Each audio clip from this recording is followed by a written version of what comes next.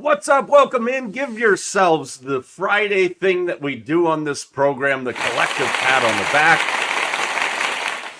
Shout out to all you out there. You made it to the end of the freaking week. We made it to divisional playoff round eve. We are on the final Friday before the final Monday night football game of the year, which just so happens to be for a Natty with a home team playing as the road team in kind of their home stadium. I had a couple other things for the intro. I deferred them to a later show at a later date. We'll get to those in a second. But I always like it when we have, and I almost called you a rando. I'm glad I stopped myself. But on Fridays, we tend to have a random kind of collection of people that join me on Lunchtime Live, most of which is Vegas Mac. We haven't been able to do this on a Friday in a while. How are you, my friend? Man, I'm doing well. I'm glad to be here on this Friday. Lot going on. The baseball world has awoken, my friend. Yeah, and this is actually, we'll do it again on this Friday. That's for you. Thanks. Everybody that's going, thank God I don't have to listen to just Mike the entire time. Plenty of stuff to talk about. Obviously, we're going to address the deferred elephant in the room, talk about how the Phillies are asleep at the wheel, which is very un-Dave Dombrowski-like. We had a trade in baseball today. We've got an interesting weekend set up in college hoops and in the NBA and in the NHL. There's a lot of shit going on. And we saw a baseball trade today, and everybody likes that. But let's start with the elephant in the room. You saw it last night. The Los Angeles Dodgers strike again and land Kyle Tucker on a 4-year, $240 million deal for Tucker to head out to La La Land. We've been waiting for this one, and it was always Cody Bellinger that was the guy that we thought maybe would head to the Dodgers. It was never Kyle Tucker until about a couple of weeks ago, and then it seemed like it really picked up some steam, Mac. And the Dodgers do it again. There's a lot of people really, really bothered by this today. I'm actually taking a page out of your book. I'm sitting in the dead middle of the fence here on this one. You can't hate the player for doing what's within the rules, but this is getting a little ridiculous, don't we think, at this point? Well, yes and no. So when I saw it, it was one of those that went, okay. Did the Dodgers actually get better? I mean, maybe a little bit. And you go, well, wait a minute. It's Kyle Tucker. I'm not real big on Kyle Tucker. He's a good player. There's certain players that push the needle for you more than they do others. He doesn't push the needle for me. Very unassuming, kind of a quiet guy. I see where you're going with that. Yeah, I mean, again, I'm not saying he's a bad baseball player. I 100% agree with everything I said. Like, this is a perfect spot for him because to me, and this is not a knock against Kyle Tucker. I don't think he wants to be the guy. I think he wants to be a complimentary superstar, and that's how I've always seen him, and that's why I think the last couple of moves we made, they were expecting more of him. I wasn't surprised that he didn't have. I don't think he's a guy that gets you over the top. Let's just put it that way. Again, great baseball player, good outfielder, excellent hitter, but I don't think he's the guy that gets you over the top. I mean, and the Dodgers don't need. They're already on the top. They don't need to get over the top. It's just, again, it's almost in a funny sort of way. It's almost like a depth move for the Dodgers. Yeah, I mean, it sounds weird to say that about a starter, but I get where you're going with this. The interesting thing about this, Tucker turns 29 on Saturday. He's going to be the everyday right fielder for the Dodgers, no doubt about that. The Dodgers, the one thing that they do, they defer the hell out of money. And Yeah. yes, people have dug up the McCourt situation, and we'll probably touch on that here in a second. But the one thing the Dodgers don't ever do is give opt outs on their deals. With Tucker's deal, they have an opt out after the Mhm. second and the third season. So that's a little bit different than something that we've seen before from the Dodgers. But if you want to put this into proper perspective here, Grant McCauley on X this morning, Shohei Ohtani and Kyle Tucker, 70 and 60 million respectively, are not only the two highest AAVs in MLB history, but the two combined, for you math wizards out there, to make $130 million. That's more than 10 clubs spent on their entire payroll last year. Colorado, Cincinnati, Milwaukee, Washington, Cleveland, Pittsburgh, Chicago, the White Sox, Tampa Bay, the Athletics, and the Miami Marlins. The Kansas City Royals missed out on that list by $1,500. That's more than 10 teams spent on their payroll. So while everybody today is bashing the Dodgers for doing what is completely within the framework of the MLB rules, I also point the finger straight back at your ownership of those 10 teams that are not Mhm. even attempting to compete. And I know we've seen the A's sign a lot of guys, but we know the catch with the A's is how long are those guys actually going to stay A's? Another team that's on that list, the Tampa Bay Rays, they made a trade today. We'll get to that in a second here. But that's the thing that's mind-blowing, and I get why people are up in arms, but they're not doing anything that you're not allowed to do as any other club. And I get some of these are small market teams. I understand that. Cleveland, who's on that list at 25th out of 30 last year, they've been able to be successful within their model of doing what they're doing. So they end up on this list because of what they're spending, but that's a testament to how the Guardians develop players. The rest of these teams, and the Brewers, to be fair to them, the rest of the teams on this list, like, they don't even try. No. So who are you mad at here? The Dodgers or your team's ownership? Because I think we're into that, like, who am I angry about? I just want to be angry at somebody. And it just doesn't feel well. And I'll go like the New York Yankees. Hello, New York Yankees. I probably shouldn't do that to wake them up, but like, talk about being asleep at the wheel. I know you mentioned kind of the Phillies being asleep at the wheel. Are the Yankees participating in the off season?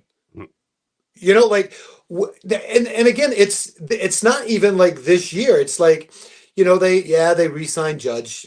That's kind of a no brainer, but it's been a while since they've kind of really rung the bell on free agency, and even the same. I mean, the Red Sox kind of the same way. I mean, it used to be that there were some of these battles between the Red Sox and the Yankees and the Mets even and the Dodgers, and now it's kind of like everyone just kind of everything I read, and it drives me absolutely crazy. The Red Sox signed this guy and they're like, oh well, they're under this apron and they're near this apron and there's another apron. I'm like, no offense to Not my problem.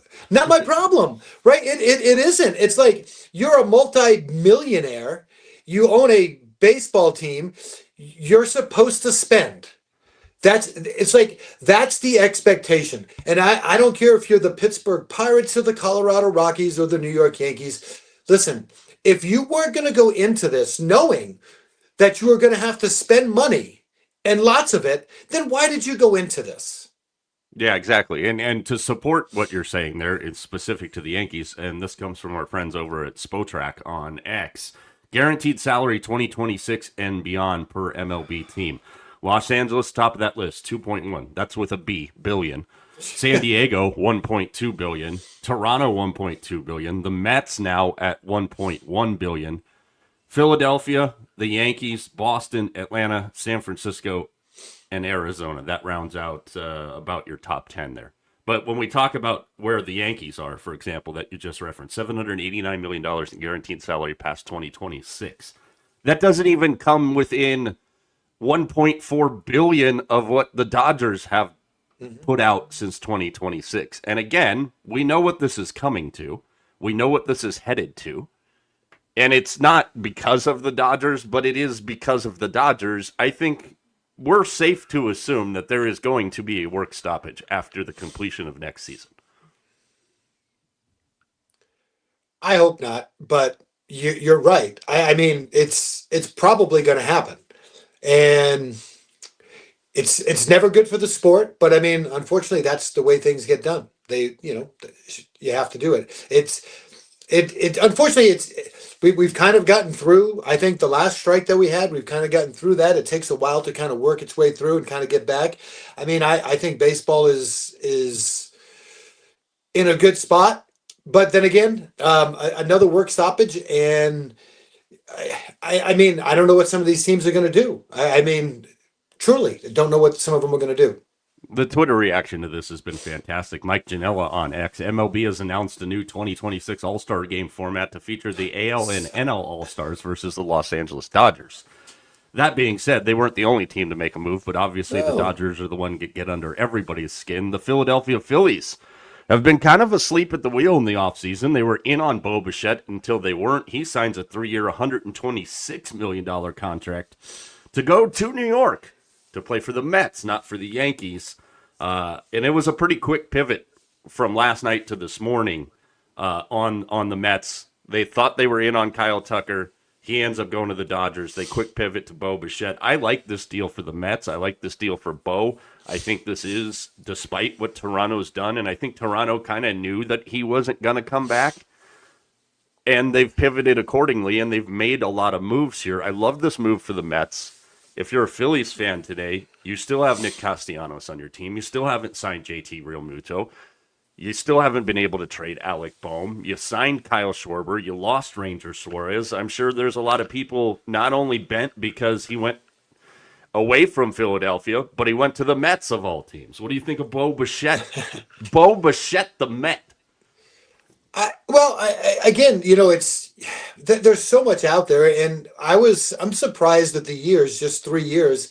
I thought this was going to be kind of his big 5, 6, this contract, and you start looking at it now. A lot of these guys aren't getting the contracts that we thought they were going to get. I mean, Bregman kind of did, but I mean, we saw with the Japanese guys where I'm kind of a little surprised with the Bichette thing.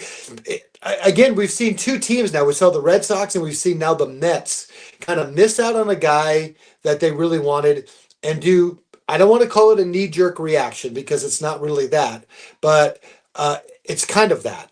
The Red Sox went and got Suarez. I mean, so now what they're telling you is we're not going to score runs. We're going to try to not let teams score runs and win games, 3-2.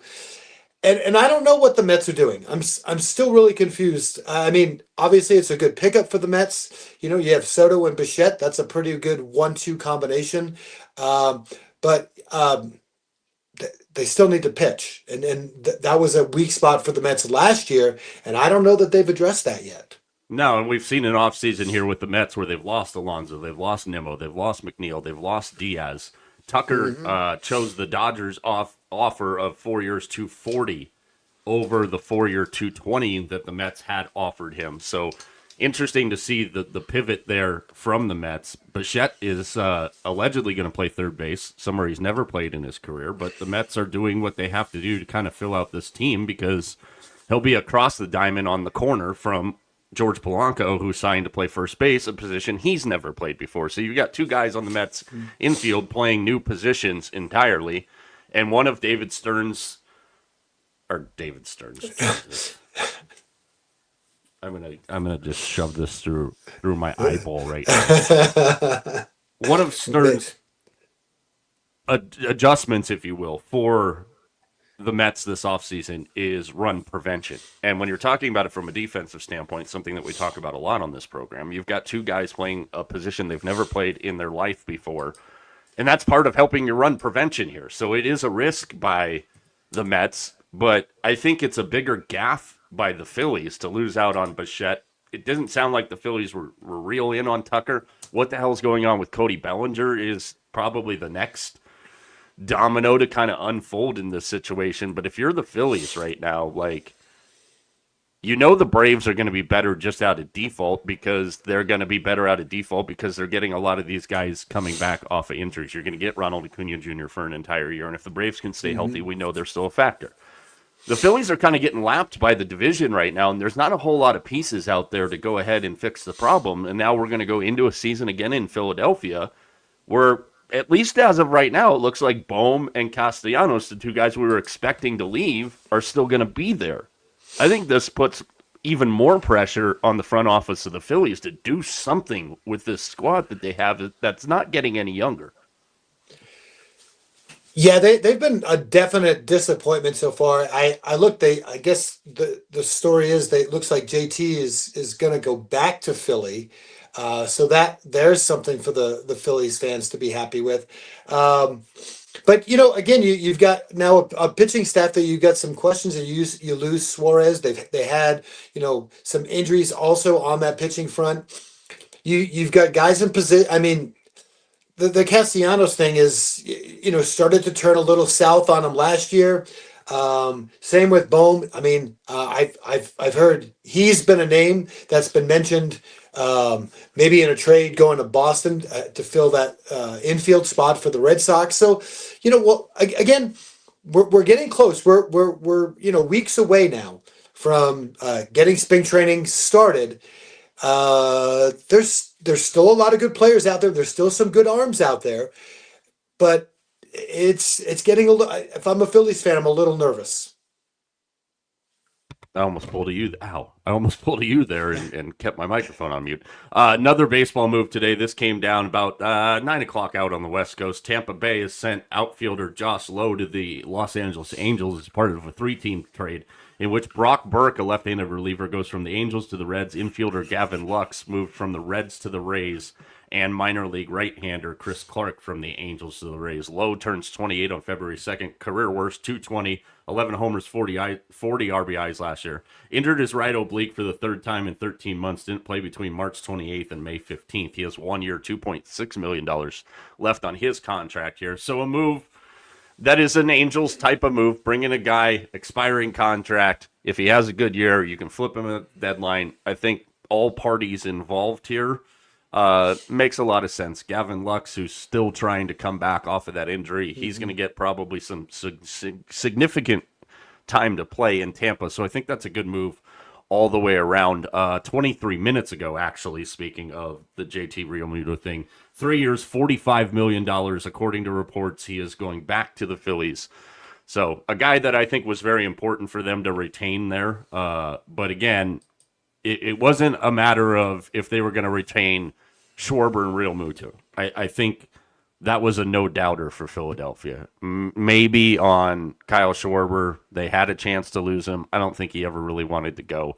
He is a cult hero in Philadelphia right now. So JT Realmuto, as of 23 minutes ago, 3 years, $45 million to return to the Phillies there. You mentioned it. There's still some really key players left on the market. Framber Valdez, Zach Gallen.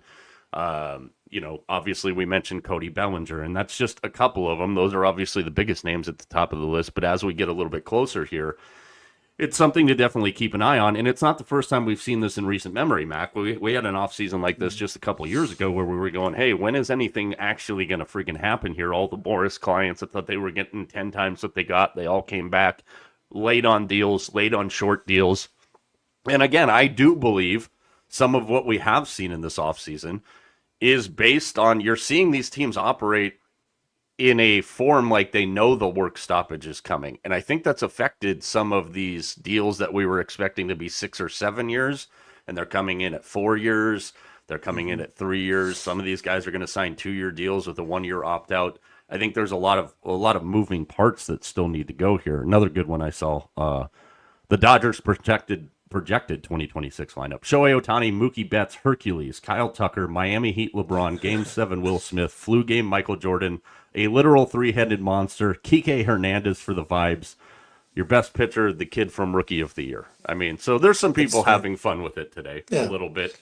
There's a lot of people pissed off about it, and it's going to be interesting to see the shrapnel and the reverb, if you will, on this list. A couple other headlines before we get into the national championship game. Don't forget, at the bottom of the show today, we will give you our 12 player prop picks, the 12 best prop picks that we like.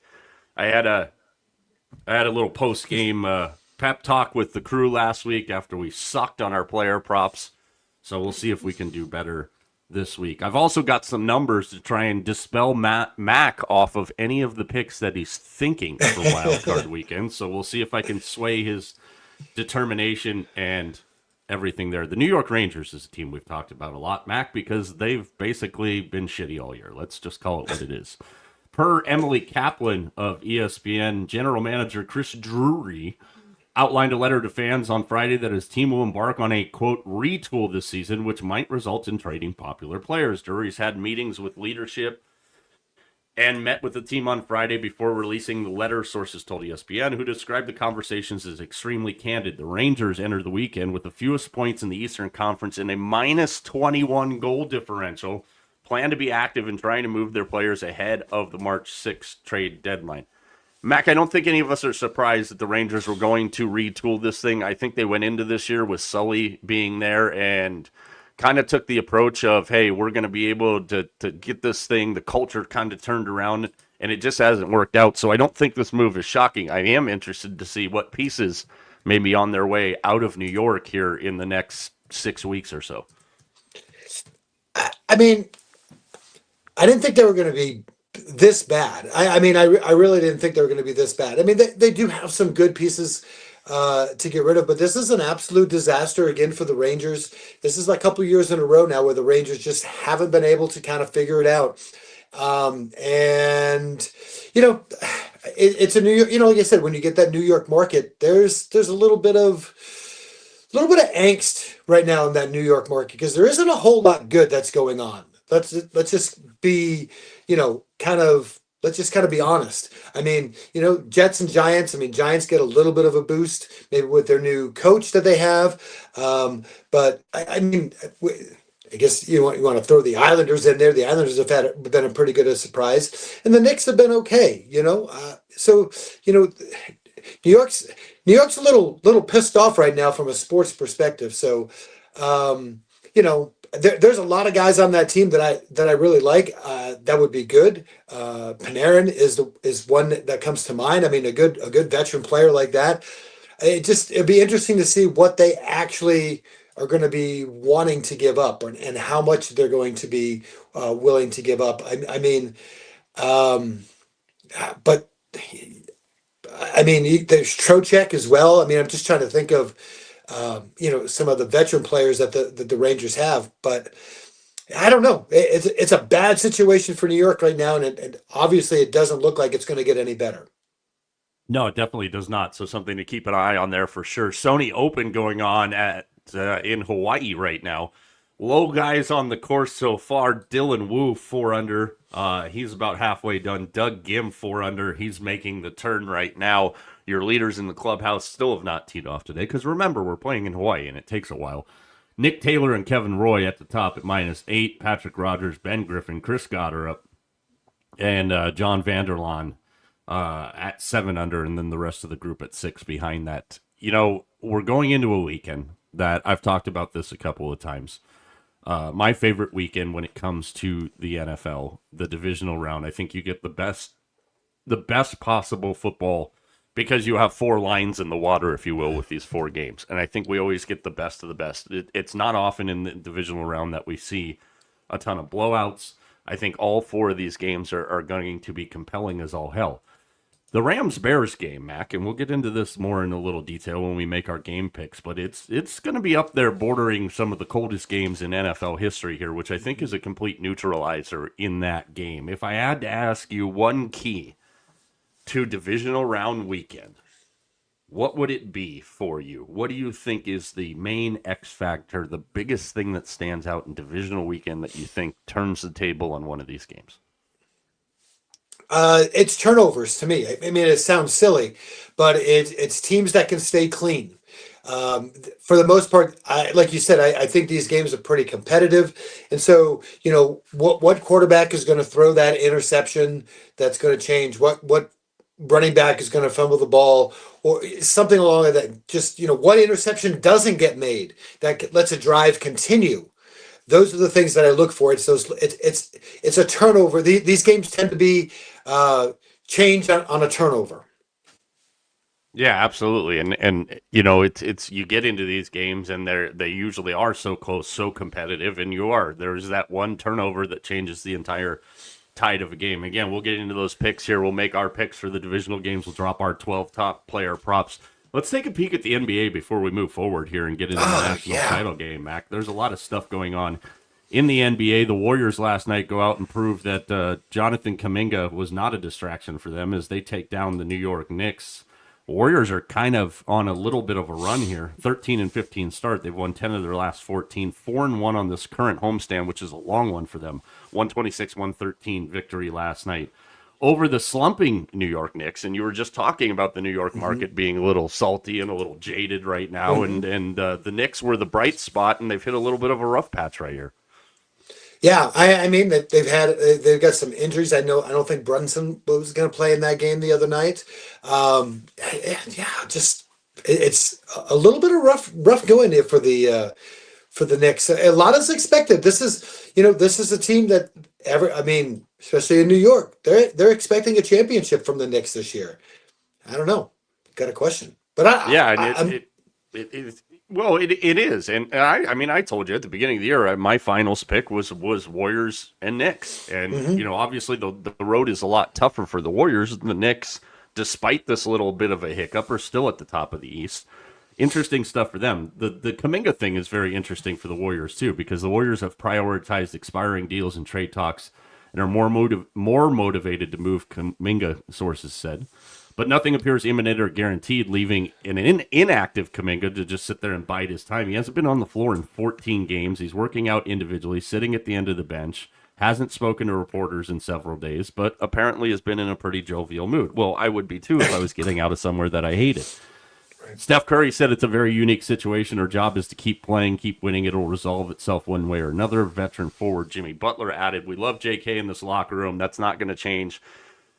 If that happens to not being here, we'll still rock with JK. That's for everybody. I wish him the best here. I wish him the best wherever he goes." So all the right things are being said. Now, whether the Warriors can go swing a move for a Trey Murphy, who they've been rebuffed on, and Michael Porter Jr. remains to be seen. mhm. As far as some of the other teams that could be involved in trade talks, Sacramento, they're getting Domas Sabonis back after 27 games on the shelf here due to a partially torn meniscus in his left knee. Sacramento is another interesting situation because they've been linked to Jonathan Kuminga since the offseason, but as we've heard with what the Warriors are looking for in return, they're going to be looking for a very specific set of things. So I think Kuminga eventually still does end up in Sacramento. It's who's the third team that has to get involved in this to make all the parties kind of fat and happy, if you will, with a trade there. So interesting to see what happens. There's a lot of teams now that we've passed the poison pill deadline of January 15th that can start to be active with some of these guys that they signed in the offseason. Obviously, the Giannis thing in Milwaukee, whether he gets traded during the year or not. And, you know, who knows? But we're approaching about, I think we're technically less than 3 weeks away. Yeah, we are Yeah. less than 3 weeks away from the trade deadline, which is February 5th. And we've got some interesting teams on this list that what we're going to possibly see out of this. Are the Bucks going to try and get Giannis some help, or are they going to just kind of say, screw it, let's move on and let's do this thing? So I think the Bucks, the Warriors, the Lakers, the Wolves, the Grizzlies. I mean, there's a lot of teams in this mix. The Celtics, I'm kind of interested to see what the Celtics do because I don't really think the Celtics are going to do anything, and nor do I think they should at this point. No, Inferno was incredible last night. Yes, he 30, was. 39 points. I was watching this game. The Celtics just for whatever. Well, I know why. I think it was just because they were in Miami and they've been in Miami for a couple of days, and they were just absolutely sleepwalking through this first half. And it was funny. I was listening to Scal, and he's like, all year long we've had somebody's come off the bench and kind of given them a spark. And Inferno last night just went. I mean, I'll tell you. I'll be honest. I hadn't watched him very much prior to this year. I've seen him a couple of times. He took over that game last night. He was step back jumpers, 5 feet behind a 3-point arc, driving to the basket, Euro step. I mean, he single-handedly won that game for the Celtics last night. He was incredible. All the reports that when the Celtics first got him that they were getting him to get rid of him. I I don't know. I think he likes. To me, I get the defensive part. He doesn't play very good defense. His numbers support that. But boy, just watch him in Missoula's offense. Like, you put him and Brown and Tatum out on the floor. That's pretty powerful. That's a lot of offense. You got Yeah, you got. As you say, you got three guys that at any point could go for 40.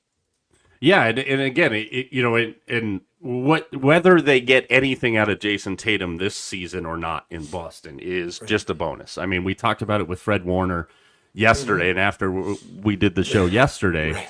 Kyle Shanahan came out and said it's unlikely that he's going to play. Right. It's the same thing with Jason Tatum here, and again, I think anything the Celtics get this year is an absolute bonus. And I know to people in Boston, just hey, we're happy to be in the playoffs is not a language that is spoken there, no matter where you park your car in Boston by the yard. But it is what it is. I really love the Celtics team. We talked about it the other night. I think they're a matchup problem for the Knicks. I think they're a little bit of a matchup problem for the Pistons, more for the Knicks than they are for the Pistons here. But this is a team in Boston that sits second in the Eastern Conference, and if we stretch it out to the entire league, this is the sixth best team in the NBA right now when you go across the board at wins and losses. And the one thing that's been really impressive about the Celtics this season with the guys that they have out, and this is a testament to what I was talking about with him the other day, the championship core, the guys that have been on these runs. They're 18 or they're 13-8 on the road. That's the thing I think that jumps out the most to me, and they're just as impressive at home. They're 12-7, but the 13-8 on the road, I think, is a big key to their success. They have a point differential of plus 6.5, 6-4 in their last 10 games, so they've kind of had a little bit of a speed bump, but that's right on par with the Pistons. And if you take down the Knicks in their last 10 games, they're 3-7. I wouldn't touch a damn thing if I'm Brad Stevens and the Celtics.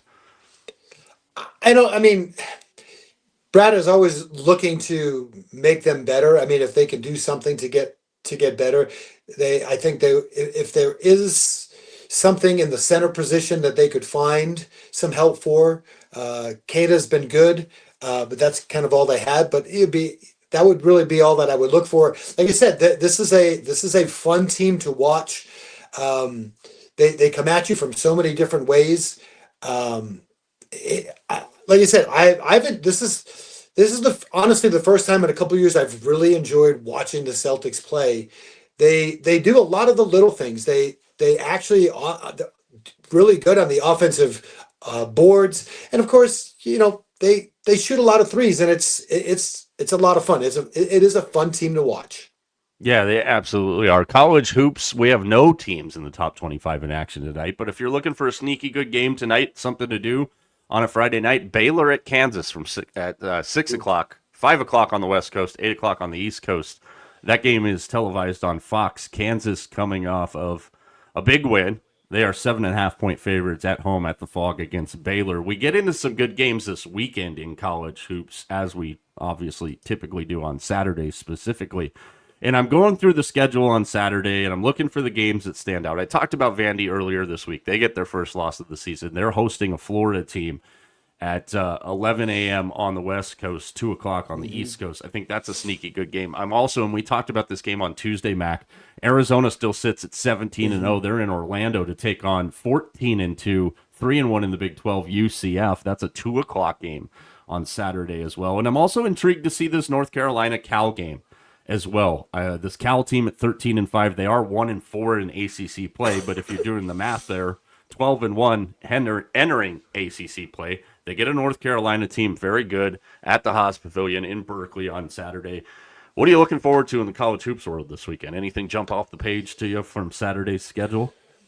Well, of course, one of the Big East games. I love the Georgetown UConn game. That's always a fun game. For me personally, it's not from a national standpoint. The one that kind of gets my attention, though, is the Duke-Stanford game. Stanford with a big win the other night. It'd be interesting to see. I mean, Duke having to go out. and play at Stanford. That one kind of catches my eye. I think the other one that kind of catches my eye is BYU and Texas Tech. Yep. I think that's one that this BYU team took UConn to the last possession or so. This is a really good BYU team. We're going to hear a lot about them come March.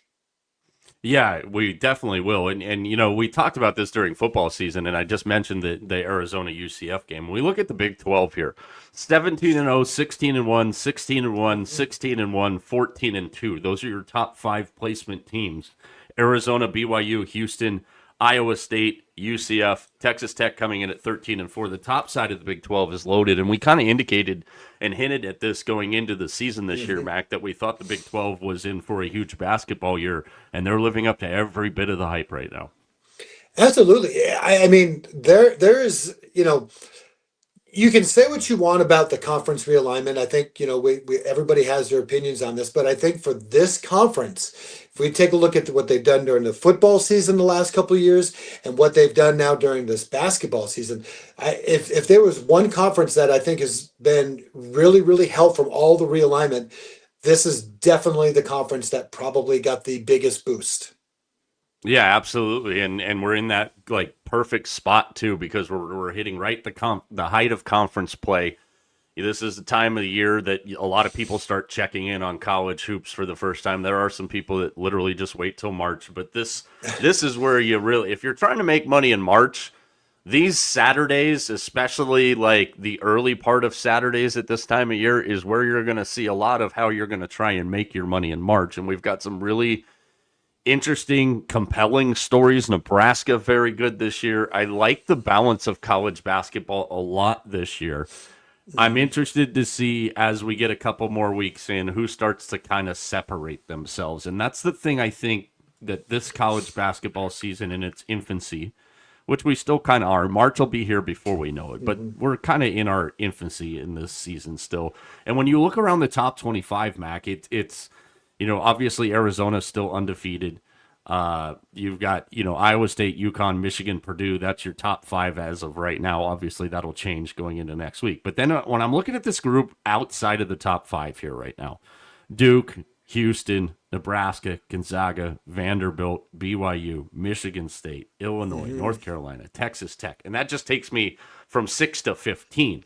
We've also got some other intriguing teams in there. We've got a trio of SEC teams at 17, 18, 19, Arkansas, Alabama, and Florida. Seton Hall, who's playing really good, cracked the top 25. They're at the 25 spot right now. There's a lot of good. Georgia, another team, even though they screwed me the other night, but they're off to a really good start, 14-2. I would advise you, Georgia fans, that remember who your coach is. That's not going to last very long, but I think we're set up for an incredible January here, getting through the height of conference play, starting to get towards those. What normally we would go UConn and Marquette, fantastic game, but Marquette, because of their refusal to even acknowledge the transfer portal, they're 6-12 this year. But we're getting to the Duke Carolinas. We're getting towards Arizona, Kansas. That was the one I was trying to figure out this morning. I'm like, when the hell are these two teams playing? Well, I found the answer for you. I had the answer for you. February 9th is the first time they play at Kansas. And we know what Arizona's done. I think Arizona's being highly undervalued, and I think there's part of that is, Mac, we know what's typically happened with Arizona is every time we're overly wowed and impressed with Arizona at this part of the year, we know they're not probably long for more than the first weekend when we get to March. Yeah, I mean, If you've been in Arizona for more than a second, you know about the Arizona Wildcats and their inability to move on and do things in the month of March. But this would be interesting because they're playing in that conference tournament is going to be very, very interesting. I mean, and like you said, we haven't really, Houston's another one. Houston's another team that's right there. It's that Big 12 tournament is going to be fun to watch. Let's just put it that way. It'll be fun to watch on a terrible court to watch it on because I think they're bringing that thing back from last year. Let's get into the College Football Playoff National Championship. Feel free to comment along if you're watching along. About 15 minutes from now, we'll get into the divisional round weekend. We'll reset what we've already laid out for you as far as our touchdown trio. I'll revisit T and I's virtual coin flipping from yesterday to see how we made our picks, and then Mac and I are going to drop our top 12 player props for you. I want to ask you this. So we've seen Indiana knock off Oregon, Alabama. Obviously, they had a bye. We've seen Miami knock off Texas A&M, Ohio State, and Ole Miss. Which one of those 5 games that I mentioned was a selling point for you as we get to Monday night's national title game where Indiana is still 8.5-point favorites over Miami? Which one of those 5 games was a telling point for you on either one of these teams in the postseason? For me, it's the Indiana game against Oregon. It's just the way that they did it. I mean, am I surprised that they won the game? No, I'm not surprised that they won the game at all. Am I surprised how they won the game? Absolutely.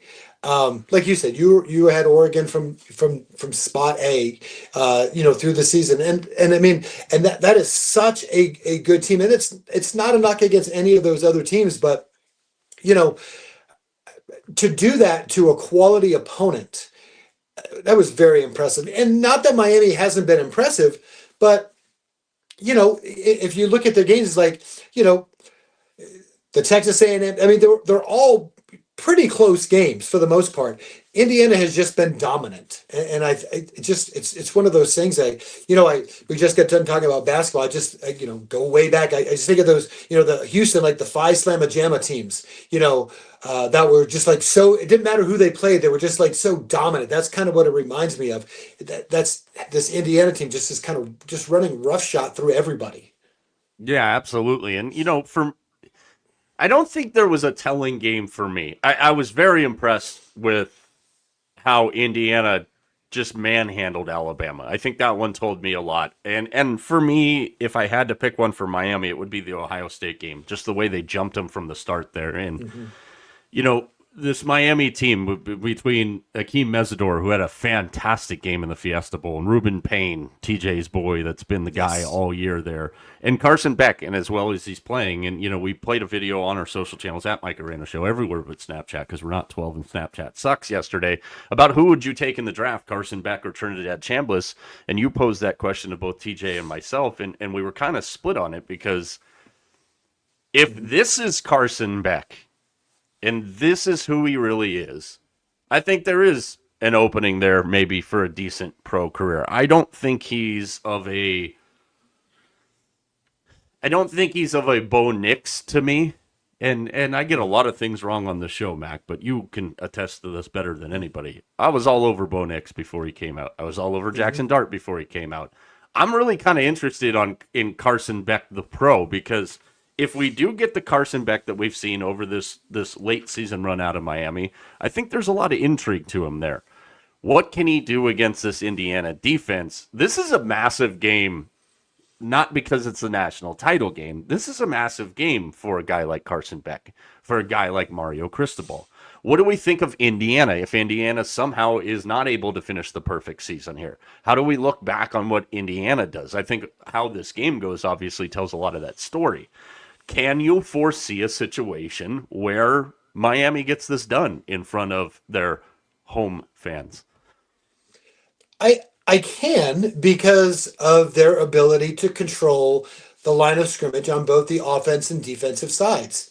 Because that's I think what it's gonna take from Miami on an offensive standpoint.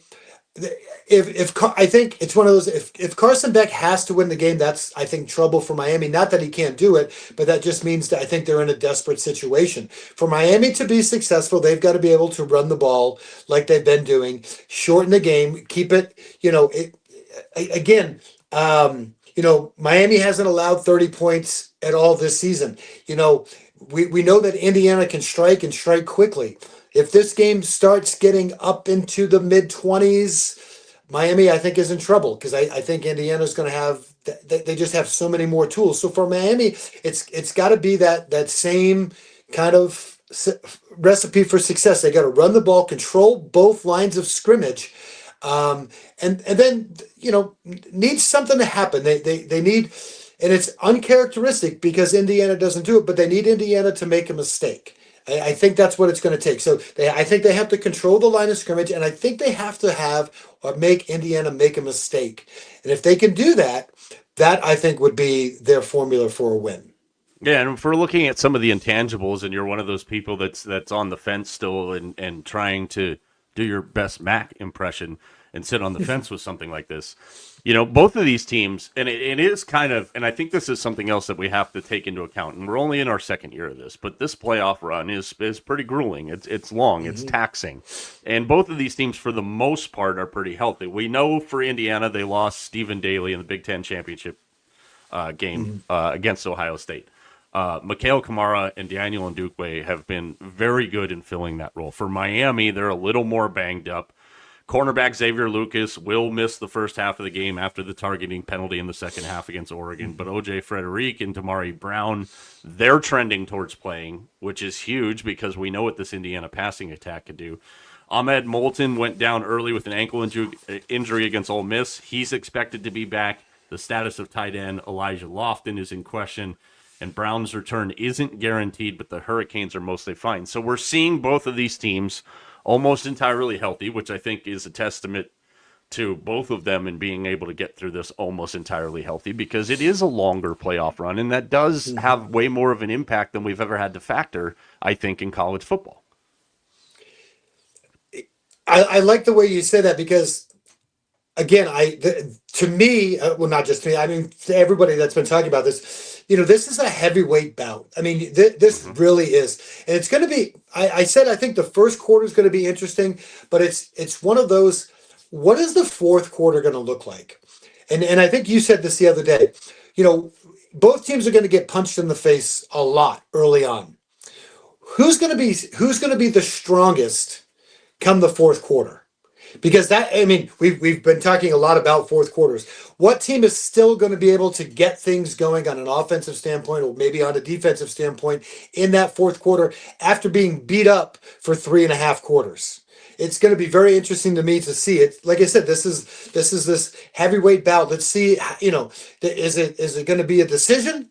Is Indiana just going to run away with it like they did this, or is it going to be, we're going to get that last, 25 seconds of a heavyweight bout where both guys are just slugging it out, one trying to land that final knockout blow and something happens. And I mean, so it's going to be interesting to see. So again, I think early and late, it sounds kind of silly, but I think can each team withstand the blows that they're going to give early on in this game, and who's going to be able to deliver that last final blow? You brought up something very interesting there, and something that we have talked about, as you alluded to, a lot on the show. The fourth quarters of all these playoff games and these NFL playoff games as well, and just some of the crazy numbers that we're seeing. I can guarantee you we are playing fourth quarter overs in every single game this weekend, just because, as they say in betting, the trend is not always your friend. But right now, this has been pretty magical, including in the Chicago Rams game. We're going to play over in the fourth quarter. I think the other part of what you brought up that's really interesting is who's going to be standing in the fourth quarter, because we saw very specifically, we didn't get to see it in the Peach Bowl because that game was over before it started. Mm-hmm. In the Fiesta Bowl, we saw Ole Miss down the stretch on that final drive, and the difference in the amount of plays that Miami ran. And Miami didn't even get to 4 yards of carry, but they said, screw it, we're going to keep running the football. And you saw on that last drive, those Ole Miss D linemen especially were just absolutely gassed. And that is something that Miami can bring to the table to level the playing field. Let's go through a couple of these matchups here, specifically as it pertains to this game. We've got an interesting coaching matchup here. Mario Cristobal, I think, should be given all kinds of credit, because this team could have folded like a cheap suit at any point during their rough stretch. They were able to right the ship, put themselves in a position, force the committee to put him here. We know in Kirk Cignetti, he's on a generational heater of all heaters as a coach, and this has been going on for a long time here. Do you give a distinct advantage to Indiana here, or do you think the coaching matchup is fairly even?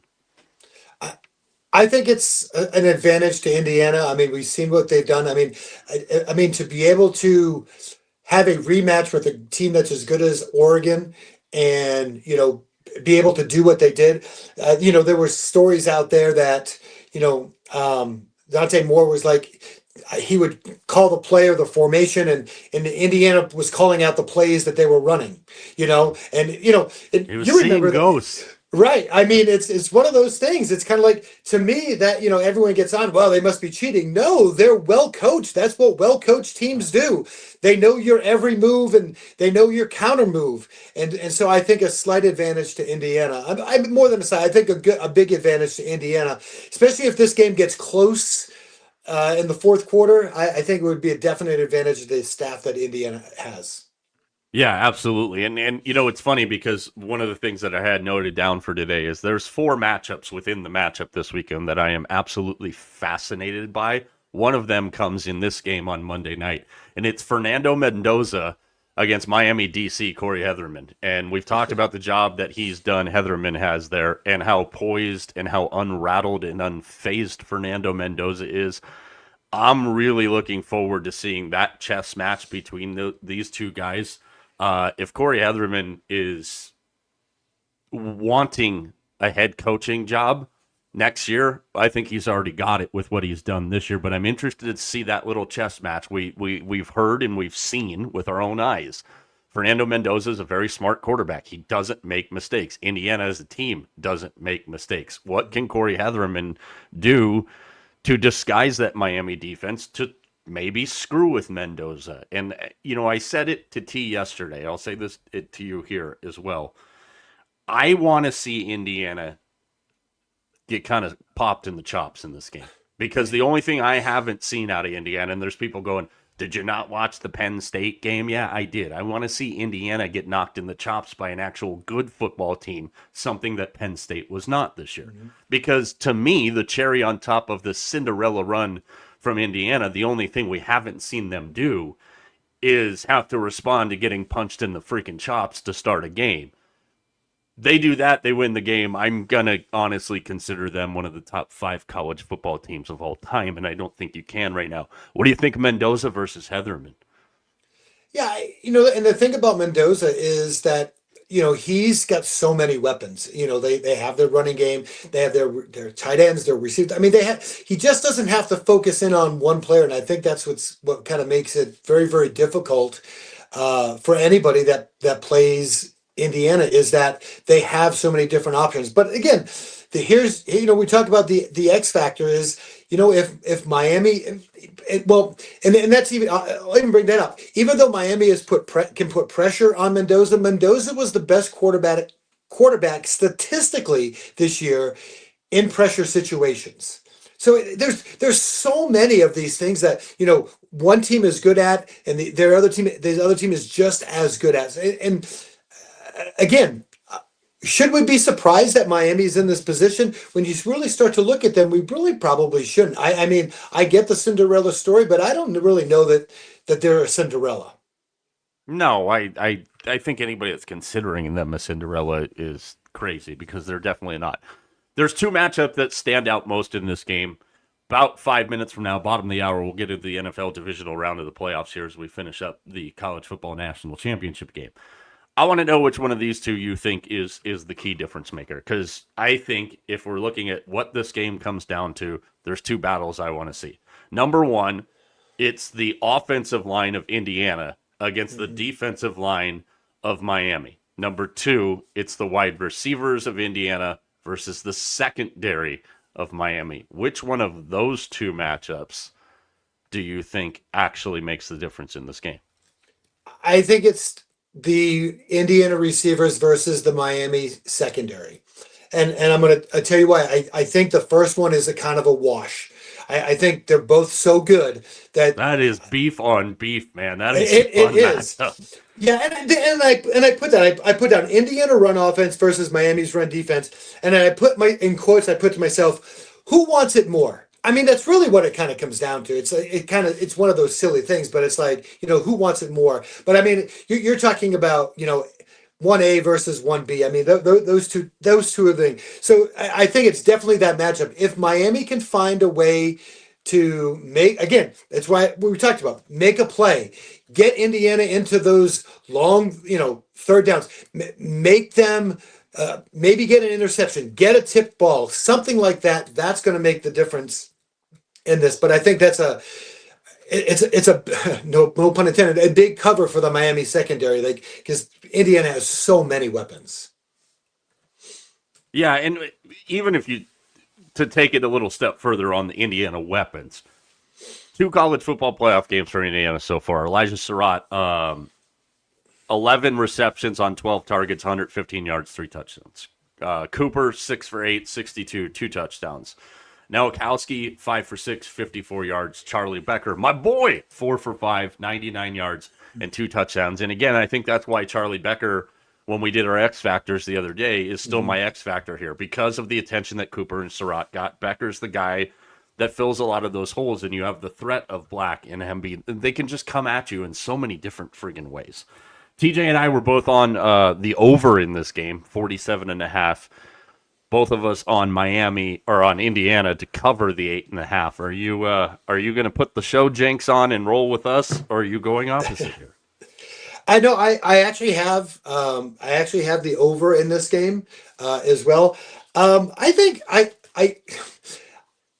you can say what you want about Indiana. You can say, well, they haven't played any close games, but listen, we all know when you go and you're preparing for a game, not that you prepare to blow somebody out, but that's kind of the whole purpose is that you want to win and win by as many as you possibly can. And the fact that Indiana's been able to go out and do it, I don't think it's by accident. I just think, listen, that I truly think my Indiana is a better team. I will not be surprised that they can cover this number. Fans Rider. Yep, absolutely.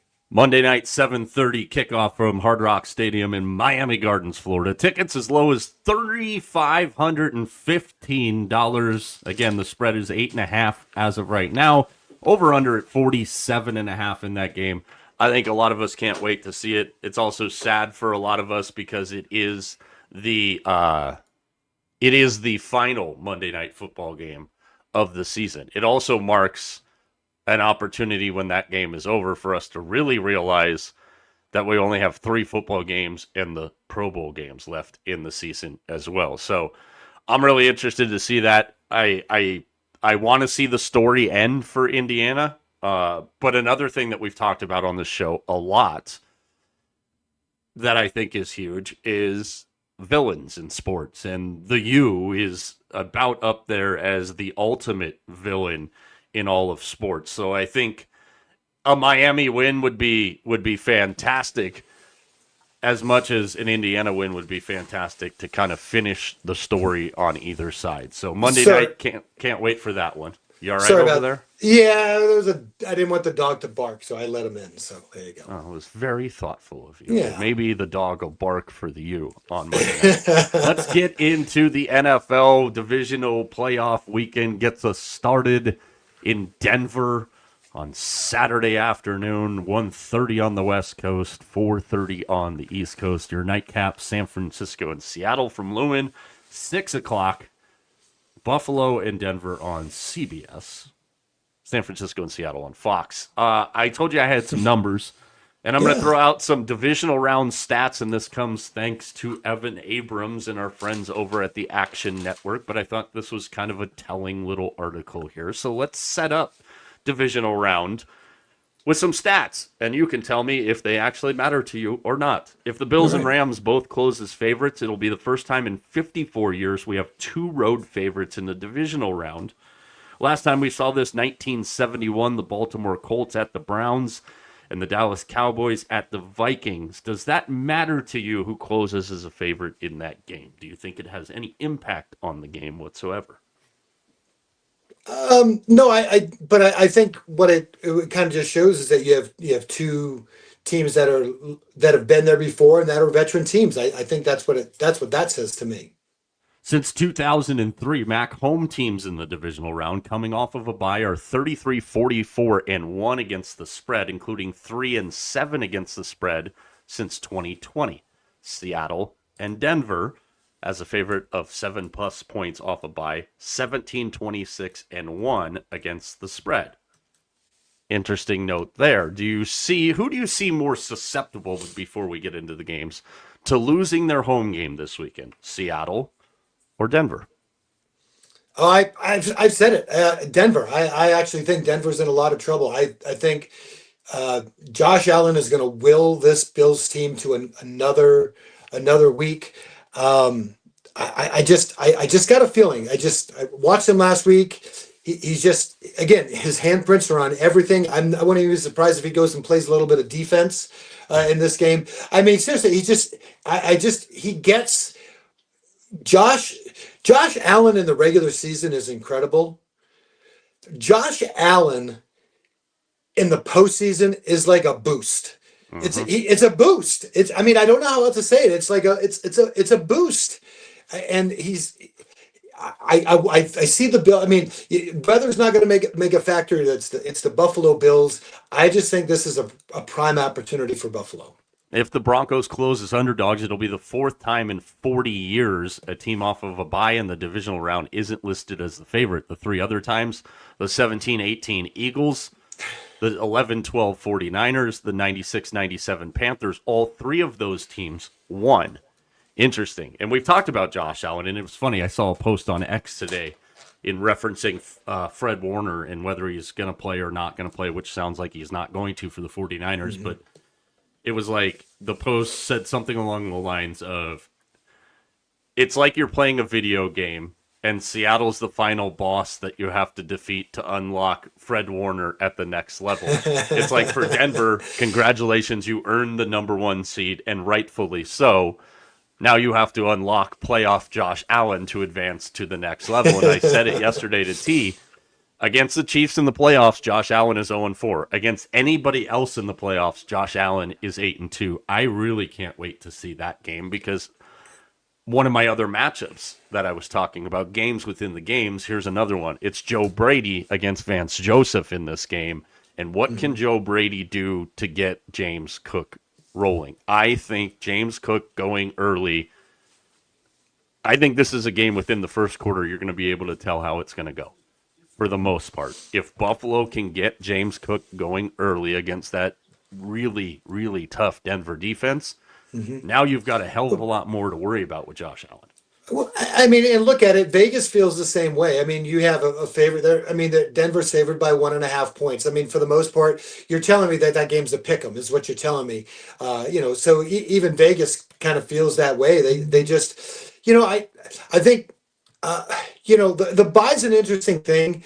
Everybody wants to play for the bye, but I don't really know that it makes that much of a difference.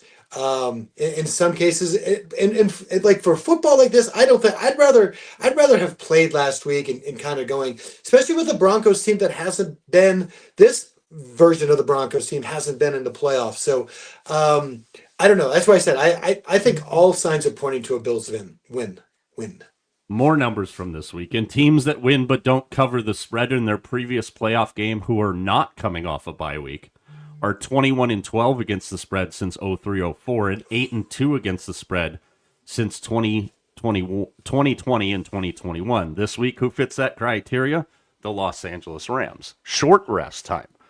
The Niners, Bills, and Texans all playing on short rest. Teams playing on short rest in the playoffs in the divisional round or later are 6-15 straight up, dating back to realignment in 2002. Seattle is on 14 days rest.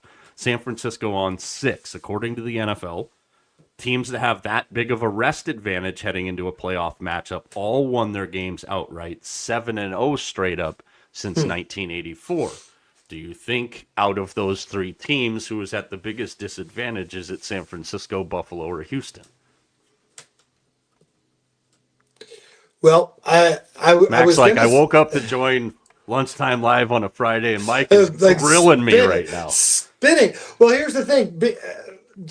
I just saw this that came across, and Nico Collins isn't playing. So I'm trying to decide if that kind of influences my decision as much as anything. I think it is. I think the benefit or the disadvantage would probably be to San Francisco because, I take the, darn it, this defense again. Got it. There he goes. I got to think about it because, I was just say probably San Francisco because of the non-rest, but they know Seattle so well. It's not like they're playing somebody that they don't know. So I'm going to say it's going to be the Texans. There. You're right. Does your ass hurt from sitting on the good. fence? I'm good. No, Right. I just had to talk my way through it. That's all. You mentioned the 49ers. 49ers 7.5-point dogs versus Seahawks this week. If that line holds, it'll be the second biggest underdog for the 49ers in the history of their franchise. 83-84, 10.5-point underdogs at Washington. They lost 24-21. Make sure you're paying attention here, folks. Man. Plus 7 points, 1970 at the Vikings. They won the game 17-14. Depending on where you're looking, they're either at 7.5 or 7 right now. And finally, Mac, before we get into the games individually, since 2008, the eventual Super Bowl champion has come from the top 8 in Super Bowl odds entering the playoffs each year, including from the top 6 in each of the past 12 seasons. The last team to win outside the top 6 in odds entering the playoffs, why do we have to do this to me on a Friday, was the 2012 Ravens. The teams in the top 6 in Super Bowl odds entering the playoffs this year: Seattle, Los Angeles, the Rams, Denver, Philadelphia, Buffalo, and New England. So off of that list, we've only lost one team right now. Do you think the Super Bowl champion comes from that group of 5: Seattle, Los Angeles, Denver, Buffalo, New England? If I gave you that or the rest of the field, what would you take here? Rest of the field. Really? Yeah. Really? You think the Bears are going to win the Super Bowl, don't you? Does T get an extra games because of that? I think if the Bears win the damn Super Bowl, we're going to have a whole different conversation. We did settle that yesterday, by the way. Hey, you know what would be fun? If the Bears win the Super Bowl. If he had to wear a Caleb Williams jersey 24/7, yeah, it'd be hilarious. No, we won't tell them this, but listen, this is what we're gonna do. Set me up for something I don't want to be a part of here. We're gonna go to an afternoon Angels game. He's gonna have that darn thing on, and then we're gonna put on a Caleb Williams shirt with him as well. I think we should do that.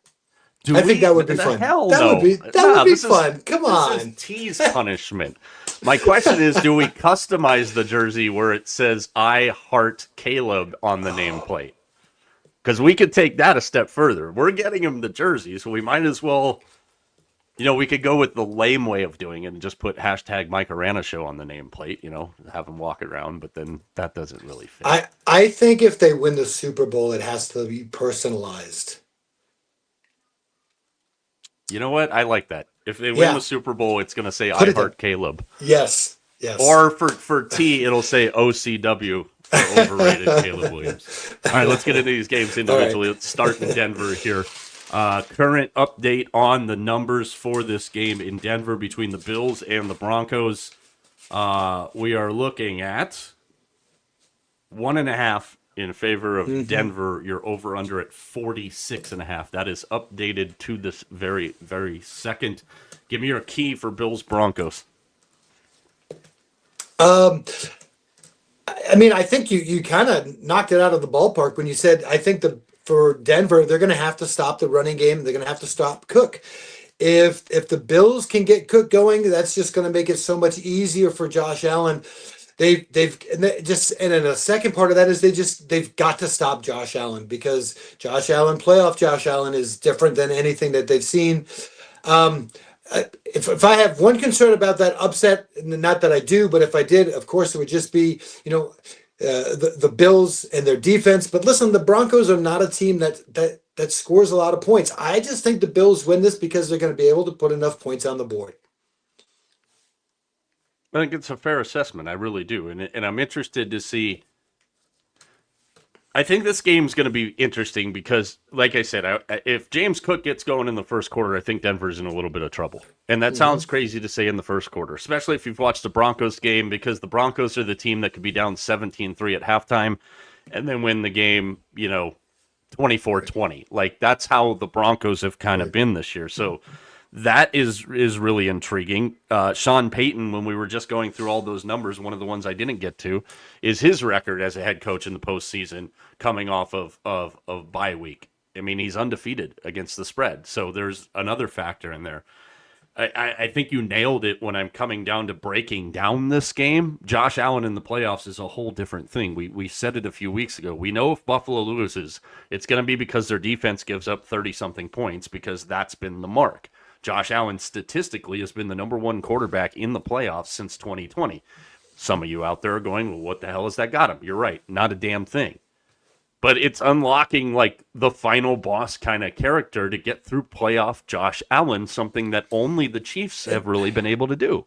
And I think the Bills. That's a great point. Where you said they have to look at this, and not that they would overlook, the Broncos, but they got to look at this and go, oh my gosh, it's either New England or Houston. It's not the Chiefs. It's not Baltimore. It's a young New England team and we've never been their Houston team with some question marks. Like they got to look at this and say this could be maybe our toughest game. I mean, who knows? I mean, I think the Patriots would be a tough game, but they got to look at this and go, gosh, we don't have to get by Mahomes and the Chiefs this year. Maybe this is it. So that's why I think that this could be. I just think the Bills are going to be ready. I just think this is. Maybe it'll be a last hurrah. Who knows? But for the Bills and Josh Allen and their whole staff. But I just think this. It just to me smells everything like a win for the Bills. I'm going to go ahead and play this game. Are you taking the Bills plus the 1.5? Or are you taking the Bills on the money line? No, I'll take the points. I don't mind. So I took the Bills plus the 1.5. I'll take the little bump. Yeah, I'm playing the Bills on an even money line here. I love the story about Denver. I think they're going to be good for a long time. You know what I think about Knicks. But I also am still, despite what's happened with both of these teams, I'm not going to waver off of my Super Bowl pick. So I'm going to go ahead and play the Bills on the money line. Let's go to Saturday night. Niners and Seahawks. We talked about this game a little bit yesterday. I brought up the fact with T-Mac that I think there's a lot of recency bias going on because of what happened in Week 18. Mm-hmm. I think when you really dive into this, you've got a couple things at play here. Kyle Shanahan never lost as a coach in the divisional round. Brock Purdy never lost as the quarterback of the 49ers at Seattle. These two teams have played 8 quarters this year, and it was 23-20 in favor of Seattle. We know that game a couple weeks ago literally could have been an entirely different outcome. The interception down by the goal line. Sam Darnold, games within games, my matchups that I love. Despite having a short deck all year, Robert Saleh's defenses have been able to make plays when they count. Darnold hasn't gotten to 200 yards passing in either game against the 49ers this year. He hasn't thrown a touchdown in either game against the 49ers this year. To his credit, he hasn't thrown an interception in either game against the 49ers this year. What breaks down this game to you in a decisive advantage here for either side? Sam Darnold honestly still scares me. 14 interceptions on the year. He's one of these guys when he's good, he's so good, but when he's kind of bad, he's kind of really bad. And I think in a game like this, what you said about these teams being so close and knowing each other. And again, I said at the beginning, what I think some of these games come down to, it's going to be a turnover. And who do I feel in this game is more apt to give me a turnover? Is it going to be Purdy and the 49ers offense, or is it going to be Donald and the Seahawks? I think I answered my own question. I think it's going to be Donald, and the Seahawks are going to have a turnover that's going to be crucial. Yeah, I think I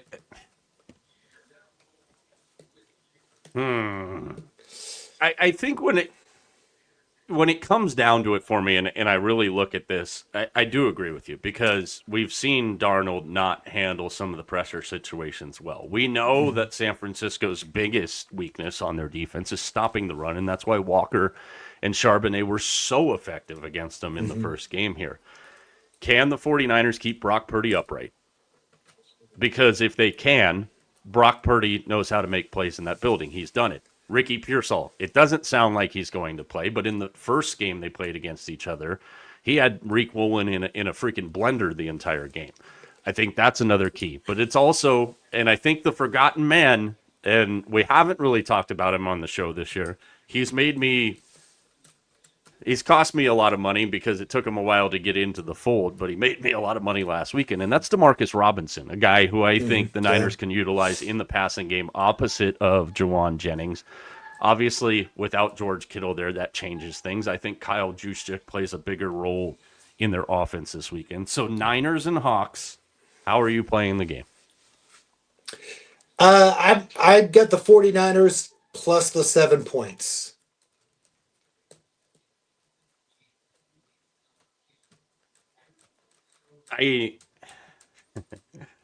I'm playing in I plus 7.5. I mean, the stats that we went through, that just also supports it. And again, I think it's a recency bias thing. I don't think you could watch the 8 quarters that these two teams have played right. against each other and definitively tell me that the Seahawks are a touchdown plus better than the Niners in this one. So if you're going to give me 7.5 points in that game, I am taking it. And I think that's just it. I mean, these games are so close. I mean, and they've been so close. And listen, I mean, see, neither game that they played this year. I mean, there were a lot of points scored, and so and again, that's why I kind of lean a little bit towards San Francisco because I think San Francisco has the ability to put on, if they were to get up a touchdown or 10 points, does Seattle have the ability to come back in that game? That's the biggest thing. And we can say all we want about the 49ers and injuries. They've had it all year. They've played with it. It's kind of a non-story at this point. I think not the kind of half joking, like the best thing they could do is have somebody get hurt in the first quarter and probably I would really think There's that they would nobody win. left. I There's know, nobody left.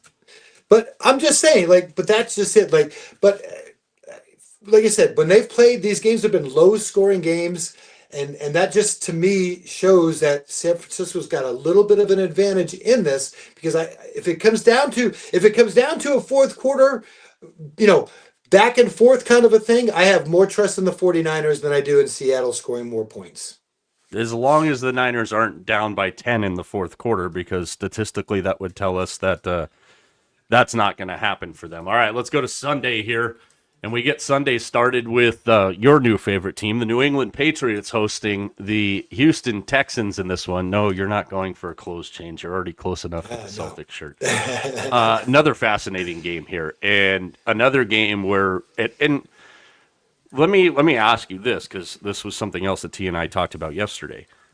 And I think a lot of people forget this, especially when it comes to betting on playoff games.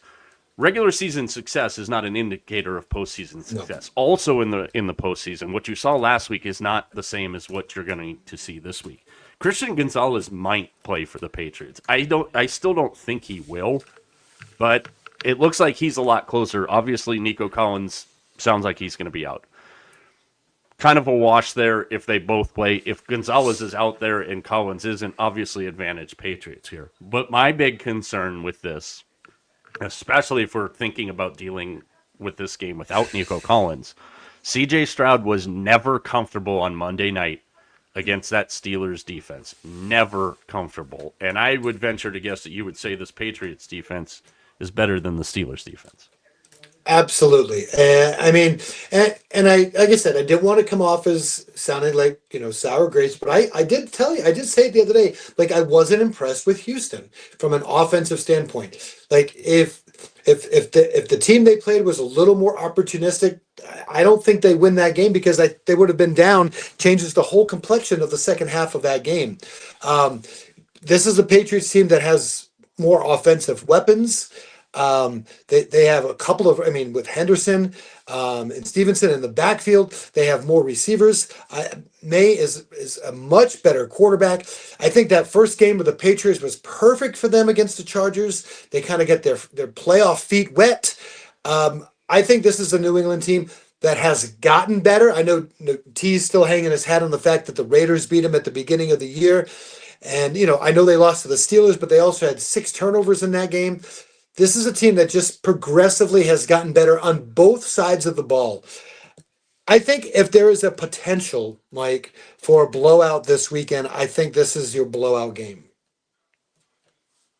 There's a lot of people that tend to agree with you, and I can't say that I'm one of the ones that doesn't here. I think this game could be a blowout because I just, at no point last week did Stroud ever look comfortable. Now you're taking away arguably a top 5 wide receiver in the league and Nico Collins, and that's kind of been a theme for them all year. So it's one of those things where the defense is damn good enough for Houston to make Drake May uncomfortable and to keep them in the game. But I don't know if I can trust Houston in this game to get to 14, and I don't think if they fail to get to 14 that they have any shot at winning this game. I could see this game being 14-10, 14-13. But I think if Houston doesn't at least get to 14, I think they've got no prayer in this game whatsoever. T and I were split on this game. T likes the Texans side of it. I like the Patriots side of it. I'm going to lay the 3 with the Pats. What do you got? I got on mine. I got the Pats minus the 3.5. Again, I think this is going to be. I think the Patriots are going to run away with this. I think it's going to be slow. I think it's going to be methodical.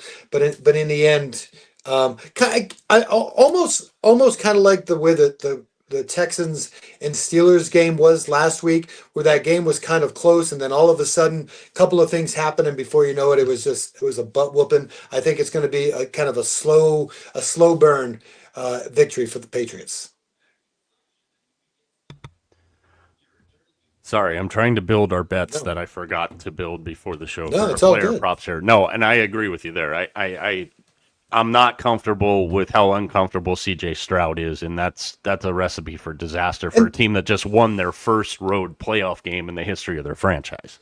I mean, and I'm just looking at the Patriots, scores for the year. I mean, they did put up 28 points against the Ravens. Not that the Ravens, we kind of know that their defense isn't great, but you just look at the points that they put up. I mean, even in a loss to Buffalo, they put up 31, the 33 against the Giants.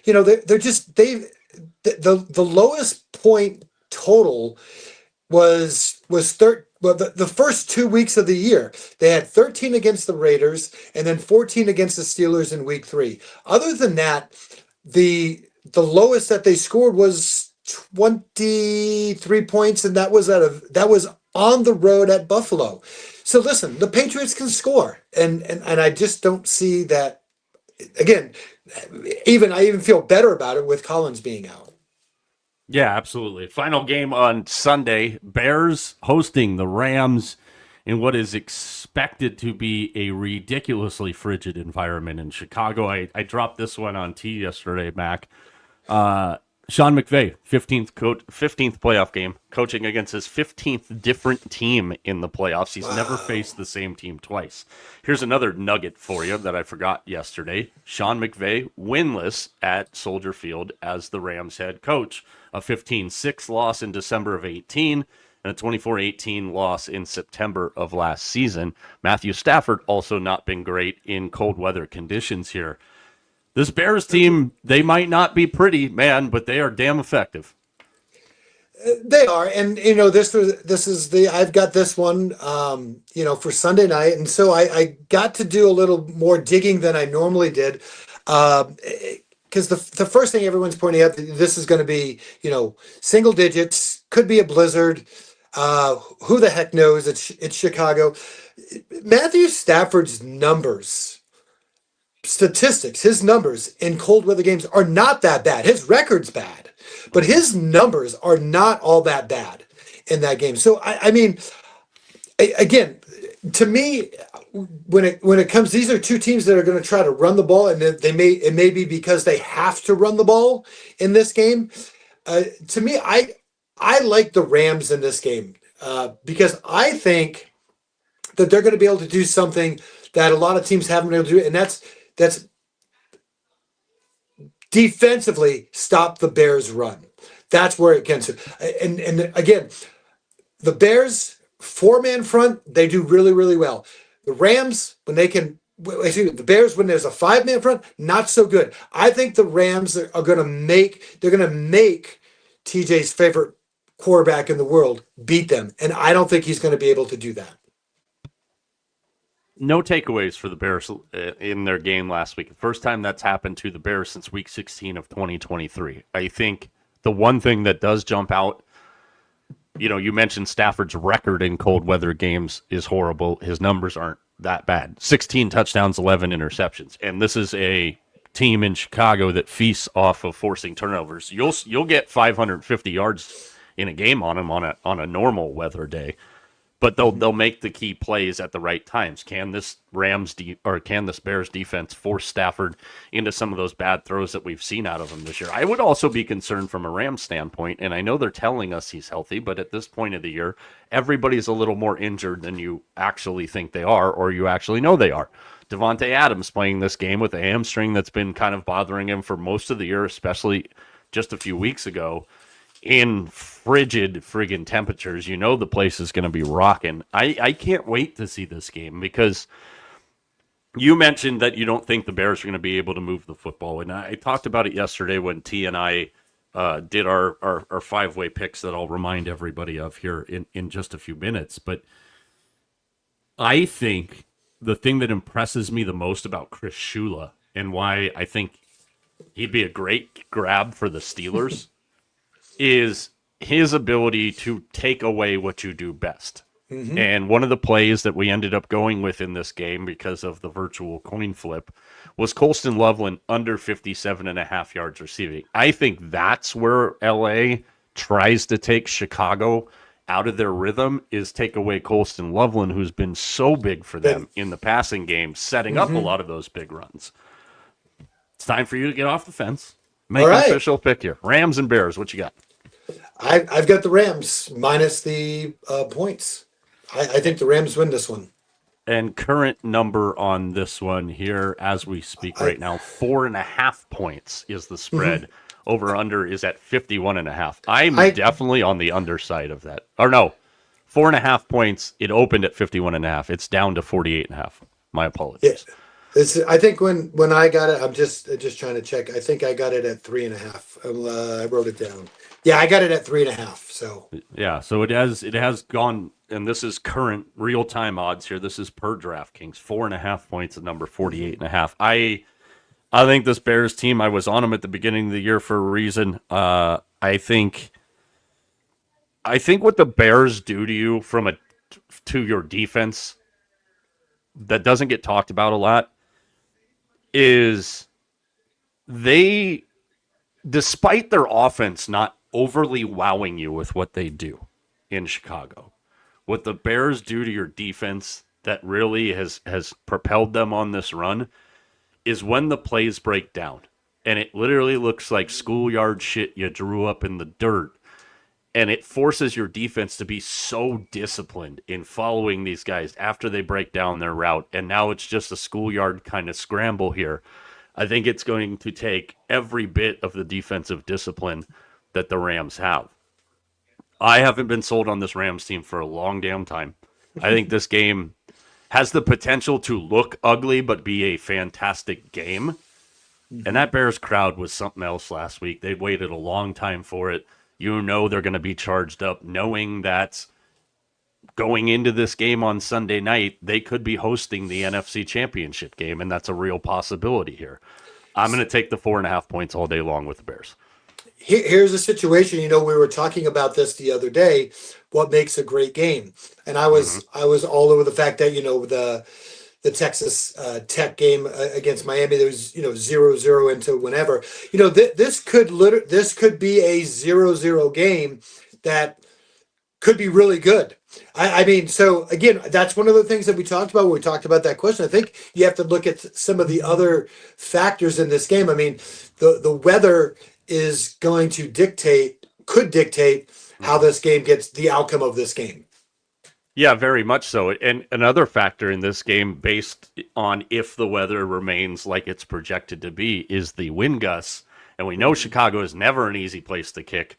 You've got the thicker kicker for the Rams there, Cairo Santos, who's used to kicking in Chicago. But I think that's another factor here with the wind is with the weather is you're going to have some pretty ridiculous wind gusts there in a stadium that is not easy to kick a football in. And I think that's a decisive advantage for the Bears because of the experience. Now, we know that thicker kicker for the Rams, he played at Missouri, so he's dealt with a little bit. He's got a big leg, but as all of us that have been to Chicago know, they don't call it the damn Windy City for no reason. I think that's a major factor in this game, and that's why I like the number at over a field goal, because I can see this game coming down to a made or missed field goal, and I think that's fully what I'm expecting going into it. And we've seen the Rams. They're 5-4 on the road this year.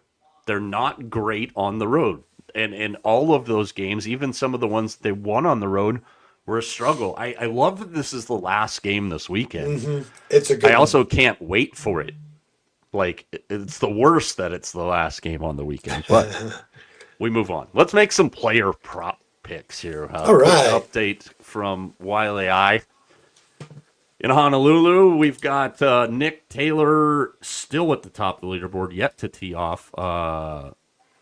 Kim, I'm not even going to try and pronounce that name. Nick Taylor and Kevin Roy all at -8. So you got 5 leaders in the Sony here. All right, so I got all these situated for us. So let's go ahead and we'll drop T's here so you and I can explain our thoughts on ours. Okay. So TJ gave me his yesterday. And again, as I've told you several times on the show, we're not looking to break the bank. We're looking to have some fun. These are $5 parlays. That's about as far as I'm going to go anymore on a parlay. I'm looking to have some fun, and we're looking to spread out the wealth over the course of the weekend. So TJ's going with Cortland Sutton of the Broncos in the first game for a touchdown. He has Sam Darnold for an interception against the 49ers. CJ Stroud over 10.5 rushing yards. And DeAndre Swift to cap off his play for a touchdown. Put those together, it's a plus 24.81. $5 will make you 129.06. You, my friend, I actually really like your play this week. Wow. I do, but I can't parlay it again. So you're down to 3. So your odds increase, but I still like your 3, and I've got it down on paper here so we can tell the fine folks out there what it's going to pay. I have updated your list so you know what I have. Shoot. All right. I started off with, I went with one from every game. I was trying to spread the wealth a little bit. Drake May, over 280 yards passing. That's my first one. I think if the Patriots are going to win this game, I think they're going to have to run. But I just think this is his playoff coming out party is what I see. Because we know how good Houston is stopping the run. That's okay. We're going to just pass the ball. So I love that. That's my first one. My second one, I'm going to the Bills, Khalil Shakir, 40-plus receiving yards. I like that one a lot. I like him and too. Brandon Cooks this weekend. Yep. This one's kind of the ones that I had. I think this is a safe one. I had McCaffrey with a touchdown. I don't think we got it as 2 touchdowns. That's right, 2 touchdowns. And then the last one I had on there was Stafford and our boy Caleb Williams under 494.5 total passing yards. If the weather is supposed to be as bad as it is, good luck. Yeah, so I was unable to find that one. So Max official play here, Khalil Shakir, 40 yards receiving or more. Christian McCaffrey to score 2 touchdowns. Drake May, and you got him at a little bit of a discount, 275-plus passing yards. So that's max play, $32.60. $5 will give you $168 there. So one less pick, a little bit more money. Can McCaffrey get 2 touchdowns? We'll find out on Saturday night. Yeah. All right, mine, I did kind of the same thing. Brandon Cooks over 27.5 yards receiving. I think you saw it last week on that, and I can't get over this throw still. Like, I've watched it probably 150 times. Back foot throw from Allen, seed down the field. Cooks has to make a veteran-type receiver adjustment, go back and get the ball, and it turned out to be a play that decided the game for Buffalo. I think Brandon Cooks, again, veteran presence. Obviously, the attention, the focus on Kincaid and Cook and Allen, which is basically there. I just gave you the entire Buffalo Bills playbook. All that attention, that's where I can see. I like Khalil Shakir and I like Brandon Cooks both in this game. My second play, I'll skip a game here, is Sunday morning. And I hate doing this, and there's a lot of people that can sympathize with this out there, but I really didn't love anything that stood out immensely in the Texans-Patriots game because I don't really know what to expect out of either team. So I went with what I think is going to be a fairly for sure alternative, and that's Ramondre Stevenson to find the end zone for the Patriots. as anybody that's tried to bet on Patriots touchdown scores this year knows, it's a complete crapshoot. But I'm going to go with Stevenson to score a touchdown. Colston Loveland, I just mentioned it. Yesterday was able to get him under 57.5. Today it's down to 55.5. Still like the number under. My pick from the San Francisco-Seattle game. The one knock on the 49ers defense this year is no matter who's been on the field at what time, what combinations, the defense hasn't really made a significant game-shifting kind of play. They've made game-winning plays, but they haven't made a game shifter. Enter the perfect quarterback in the perfect scenario, Sam Darnold. I'm playing the San Francisco defense, and it's a long shot. They're 12-1 just by themselves. But I think the San Francisco defense, if the 49ers are going to win the game, the San Francisco defense is probably going to have to shift the momentum, if you will. So mine, because of that on there, pays ridiculously high. It's a plus 12,268, so $5 gets you about 600 there, mainly because of the Niners defense. I think if the Niners win the game, their defense has to score for them. I think they absolutely have to score for them. If you missed it the other day, we dropped our touchdown trio. Mac going with Kayshon Boutte of the Patriots. He's a plus 390. Caleb Williams, TJ's fully leaning into this, and I give him all the props in the world. He picked Caleb Williams for an anytime touchdown. I went with Josh Allen at minus 105 for an anytime touchdown. So that little $5 banger is 41.09. That'll pay you about $200. Is there any other plays this weekend? Any other things this weekend that you feel good about? I've got a couple others here as we finish up on this Friday that I like from a couple of the other games that I didn't list. Is there anything else that's jumped off from a betting standpoint at you? I haven't looked at it, but I since I've been on them so much, I'm kind of looking right now. I would say, like a Josh Allen, 2 touchdowns, something like that. I think I would like. I think that's one because I just think again, I think he's going to have a great day. Yeah, I'm actually, it's funny you brought that up because I'm actually considering dropping a small wager on a 2-man, 2-touchdown kind of parlay because again, on divisional weekend, you really see the cream rise to the top. Mm-hmm. Like a Zach Charbonnet 2-touchdown game sounds like something that could happen in this one, in that one for me. I like Christian McCaffrey over his receiving yards a lot. My other play, I have Khalil Shakir for at least 5 receptions. I like Brock Purdy over his rushing yards in this one, which is at 17.5 is where I got it. I don't love anything in that the Texans Patriots game. There's nothing on that game that screams like, hey, this is a decisive edge. I'm sure I'll find something as we get a little closer, but that game, I'll probably bet the over-under on that one under. It's at 40 right now. I guess maybe lazily I'm hoping it goes up another point or two, but I don't think it's going to. That game there's nothing in that game that I see as a play I'm comfortable with, Yeah, it's an interesting game because like I said, I think it could end up being a blowout game. You could have other guys in there that you don't think. I mean, where's Houston going to go offensively now? That's the thing. It's like I don't know where they're going to go offensively without having Nico Collins. I mean, so yeah. I mean, I think there's a lot of questions. I think you're probably right. That's probably a game you stay away from. Yeah, it's just, and again, like I said, I mean, I'll stalk it. I'm just skimming an article right here to see. And really, the one consensus thing is the under, and I think that's obviously a smart play with those two teams, especially Houston's defense. But yeah, it's kind of weird, man. As we get out of here on a Friday, did you see this last night or yesterday, technically, because they were playing during the day? I did. My goodness. I saw somebody posted a thing. They're like, damn, the Grizzlies just decided to go full in on team building and the whole team wanted to get dunked on. That is Anthony Black of the Magic last night in a breakaway. This is going to be a meme that we're going to use forever. That's kind of was my thought when I saw it during the day yesterday. So any final words on this Friday, Mac? Oh, we've got visitors in studio today. Yeah, say hi to Mike. Hi. Hi. See, we always bring out the special guest. Any final words from you?